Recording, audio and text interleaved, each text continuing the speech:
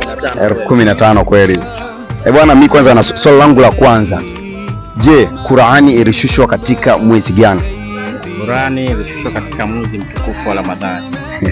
Mashaallah, Qur'ani ilishuka katika mwezi mtukufu wa Ramadhani. Amepata kabisa bila shaka. Na katika mwezi mtukufu wa Ramadhani kuna makumi mangapi? Kuna makumi matatu. Kumi la kwanza? Kumi la kwanza la rehema. La pili? Kumi la pili la kufutiwa madhambi. Naam, mashaallah. Kumi la tatu? Kumi la tatu la kuepushwa na moto. Naam, katika 13, kumi gani ambalo Ramadhani ilishushwa na Qur'ani ilishushwa? Qur'ani ilishushwa katika kumi la tatu la Lailatul Qadr.